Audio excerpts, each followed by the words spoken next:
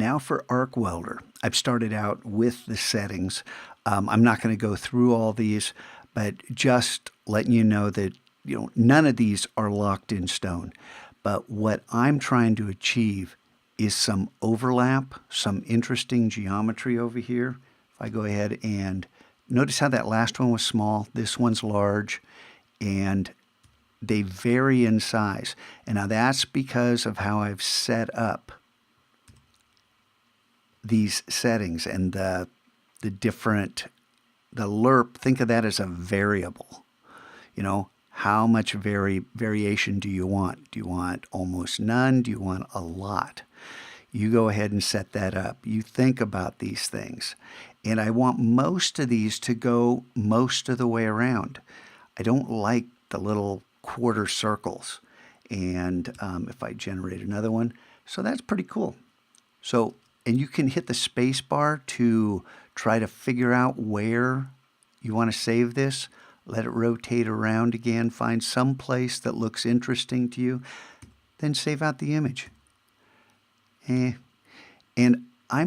let's say that I like this internal imagery, and I don't necessarily like it, but I don't like this outside imagery. Well, that's just fine, because we can edit that away, and that's exactly what I've done. Don't worry about filling up the whole screen, because what we have here are vectors that we can scale and use any way we want. So I'm going to go ahead and stop generating imagery. I'm going to go ahead and get this where it looks interesting to me and save that one out. Jump over here to the Finder and pick one of these images in order to open it in Illustrator. So I'm just going to drag this guy down, come over to Illustrator and drop it on there. Okay. And get Illustrator into full screen here, out of the Pathfinder, hit Command 0.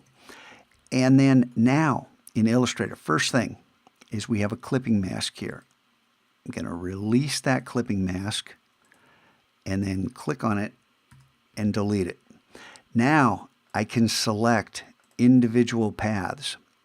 Now because these are paths, we can affect the stroke. We can change the color. We can edit right here. We can do all these things. We can select parts of this and delete it. We can even add dashed lines to the stroke. We can in the stroke panel. Okay, hey look, dashed lines. Think about that. Think about the creative power you have here, and you can change all these. This is unbelievably powerful, and there are so many variations that you can go to. And I'll stick with this. I don't think this looks great, and I would change colors and probably even delete some of this stuff in the center, because I'm not so hot on that. And let's just say that that's what I want. This is perfect. So I'm going to select that. If I took this into Photoshop, I would probably first save this, and you can't just hit Command S because Illustrator will save a PDF. So Shift Command S gives you Save As, and then make sure you're in the right folder, and then change the PDF to Illustrator, and then save it. Now, a second thing you can do is, and this you have to do a Save As because you don't want to overwrite your file. Right now, these are all strokes. Why don't we turn these into fills? If we do that, we go to Object, Expand Appearance, and then Object, Expand. Okay, sometimes it's a two-step process. We click OK. Now we have an expanded appearance. These are all shapes. And guess what? These are all shapes that you can then add a stroke to. And then increase the size of that stroke. Now, what did this do? I mean, we have a white background, we have a white stroke, we've got these light letters. Think about Photoshop and how blending modes and everything else is going to react. So if I copy this and jump over to Photoshop and open up a new Photoshop document, Command N, and then it goes to the size of my clipboard. which is 933 pixels. But we don't have to stop there. We can make this any size we want. And I think I've got a 4,000 pixel preset here, but I'm just going to go ahead and change this to... Okay, so 4,000 pixels, create it, paste this as a smart object, click OK. Then I'm going to resize this, but hey, what do I hold down? Option to resize from the center and Shift to constrain proportions. Take this out, hit return, and it gets placed. Now, this is semi-transparent, so you don't want to mess with this because this is still vector information. But what I want to do is I want to hit Command V again and paste another smart object. I'm going to rotate this one and, well, Command Z. I'm going to rotate it after I resize it. And I have found that resizing that, where'd it go? There we go. Resizing this and changing the size slightly, not making it the same size, sometimes gives you some real interesting things. I'll make this just a little bigger than the other one. And then I'm going to rotate this.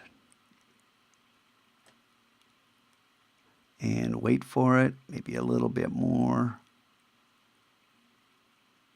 And there, see our little dashed line? And again, this is a bazillion different things you can do. And now from this point forward, let me tell you, you don't want to affect these things. This is your base art.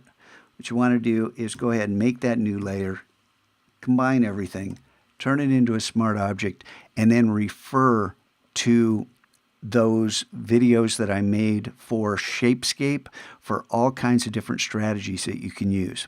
Look, do I like these colors? Do I think this is something I should keep working on? The answer is no. I don't think this is a great image, but I don't want to take up the entire video trying to generate the perfect image or get one that I've made off stage, because I want you to understand the process of discovery that goes on from here. And just for kicks, just for the process of discovery, what happens in here? What happens when we click auto? Do you like that? Don't you like that? Do what you like. You know, think about what's going on here. How do these colors work? Maybe now we have to desaturate. We come back here. What happens when we increase clarity? So many different things that we can play with. I want you guys to understand unlimited creative potential. Have some fun with this. And remember, when you are in ArcWelder, slow down that animation speed and then hit the space bar.